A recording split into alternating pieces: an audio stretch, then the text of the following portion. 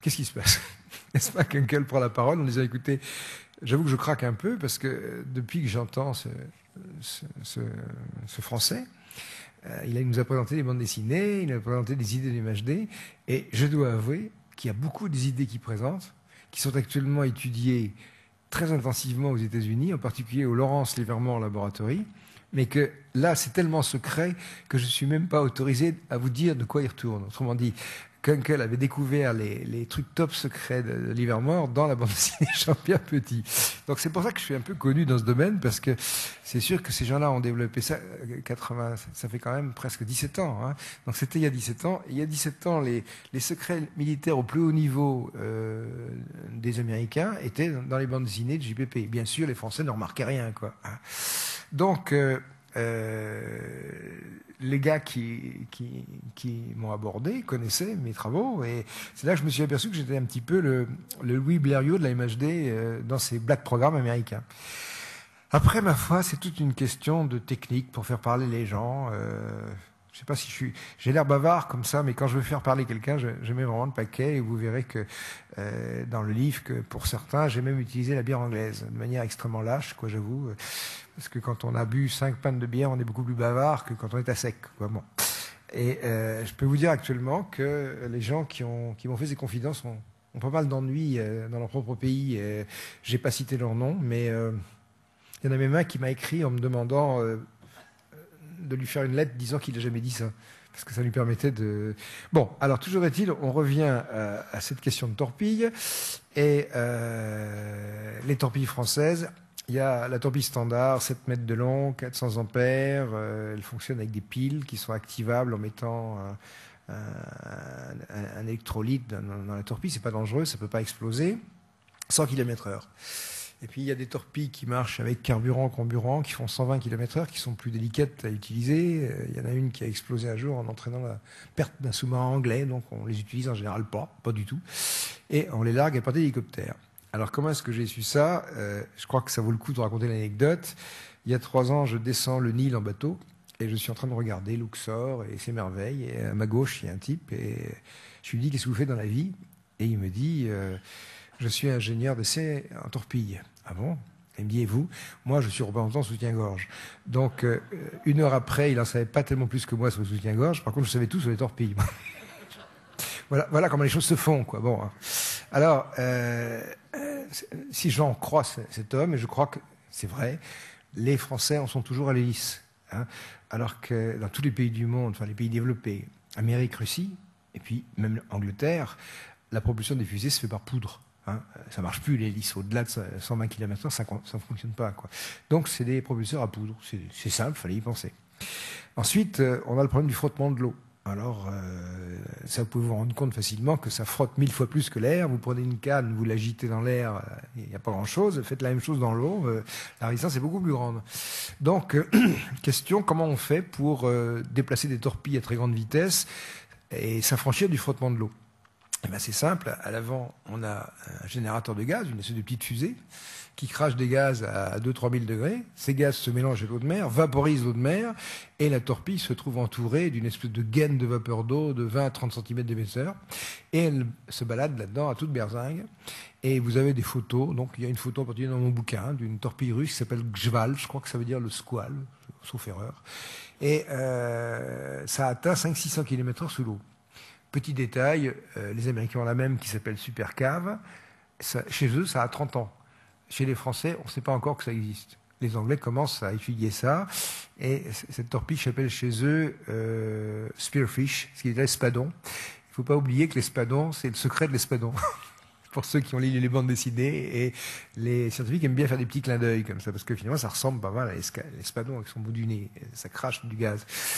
Alors, il y a quelques mois, il y avait en France une manifestation qui s'appelait Euronaval, dont vous avez peut-être entendu parler. Et là, à ce moment-là, Madame Alliot-Marie met son plus beau tailleur et essaye de vendre le maximum de torpilles et de cochonneries aux pays arabes qui viennent avec des poignées de pétrodollars pour acheter tout ça.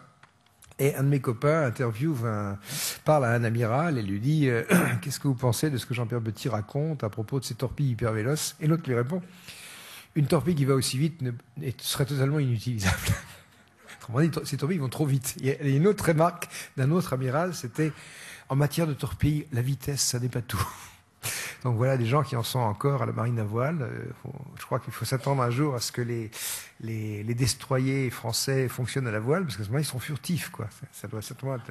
Avec des mâts en bois, ce sera beaucoup moins détectable au radar. Ça ira moins vite, mais enfin, on peut pas tout avoir, quoi. Donc, s'agissant de torpilles MHD, moi, je connaissais pas encore les performances de ces torpilles à vapeur.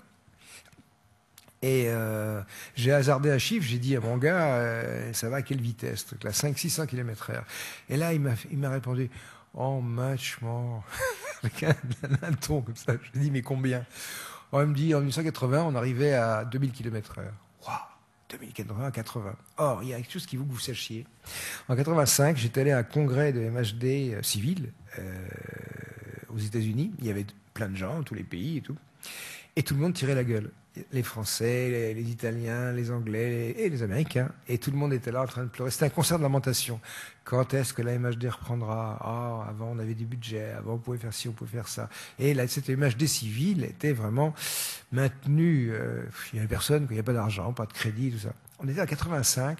Ça faisait 5 ans que les Américains faisaient marcher des torpilles à 2000 km/h. Donc, on peut imaginer un dessin humoristique où à droite, vous avez un type qui est dans la MHD civile avec des toiles d'araignée et il tire la gueule. Et à gauche, le militaire qui dit 2000 km/h. Formidable, continuez. Et là, c'est là que vous réalisez une chose, c'est que les Américains nous ont désinformés. Ils ont démarré une MHD militaire à partir du début des années 70, quand ils ont compris que ça avait partie liée avec ces choses-là, le profit qu'ils pouvaient en tirer.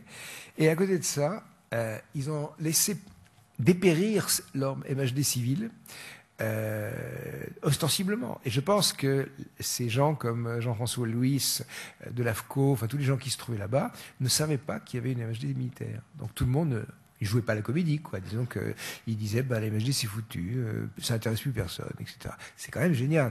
Où se gérait cette MHD militaire? Bah, dans des sanctuaires hautement confidentiels de défense, dont la fameuse R51. Donc, vitesse de cette torpille, 2000 km/h, vraisemblablement 3000 maintenant. Alors, l'intérêt d'une torpille de genre, vous le percevez immédiatement, en cas de guerre, ce qui est indispensable, c'est de détruire les plateformes de tir nucléaire sous-marines de l'ennemi. Hein. Or, nous, si on essaye de détruire une plateforme sous-marine ennemie, on lance une torpille, on prend la montre, et il y en a pour 2 minutes et demie. Hein, et on dit surtout, espérons qu'ils ne bougent pas. Parce que comme les sous-marins russes sont suspectés d'aller presque aussi vite que nos torpilles, on a peut-être du mal à atteindre un sous-marin quelconque. Donc, si vous voulez, ce qui se passe au niveau militaire, qui est assez cocasse, c'est que dans la marine, même dans l'aviation, les gens sont en train de découvrir qu'ils ont 25 ans de retard sur les Américains. Je ne sais pas si je l'ai écrit dans mon livre, mais en tout cas, c'est ce que je pense. Je pense que les sous-marins nucléaires français, on devrait les louer au Club Méditerranée pour faire des promenades. Ça ne sert plus à rien, quoi. Vous vous rappelez le site des missiles du plateau d'Albion? On avait creusé une salle à 500 mètres de profondeur avec des silos, etc. Ça n'a jamais été inauguré. Et pourquoi ça n'a jamais été inauguré? Parce que en même temps, les Russes et les Américains et tous les gens un petit peu avancés avaient développé des systèmes de missiles à tête multiple pilotables en phase de rentrée, qui se guidait sur des signaux radars, donc autrement dit, avait une précision d'impact de 80 mètres, et une bombe atomique à 80 mètres d'un silo, il n'y a plus de silo. Donc c'était pas la peine d'inaugurer un système de tir avec des postes fixes, parce que c'était obsolète avant même qu'on coupe le rideau, le ruban. Donc Albion n'a jamais été fini, mais il n'a même jamais été inauguré, quoi. On l'a rendu au gardien de chèvre avant qu'il puisse arriver à quoi que ce soit, quoi. Bon, bah, pour les sous-marins nucléaires, actuellement, il y a une espèce de prise de conscience dramatique. Je ne sais pas si ces gens-là se le disent dans leur cénacle, mais vraiment, s'ils sont face à la réalité, c'est vraiment, nos trucs ne servent plus à rien. Nos sous-marins sont des brouettes, nos torpilles sont des carreaux d'arbalètes, quoi. Pourquoi ne pas équiper le porte-avions Charles de Gaulle avec des arbalètes? Ce serait plus simple, carrément. Hein. Moi, elle serait furtive. On pourrait tirer sur les gens avec des arbalètes, parce que en matière de mitrailleuse, la vitesse, c'est peut-être pas tout non plus. Hein. On ne sait jamais.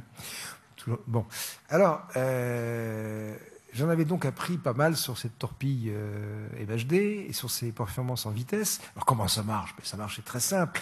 On a un propulseur à poudre, Et ce propulseur à poudre, il est couplé avec un générateur MHD. C'est-à-dire qu'une partie de l'énergie cinétique du gaz qui est éjectée par la tuyère est utilisée pour fabriquer l'électricité.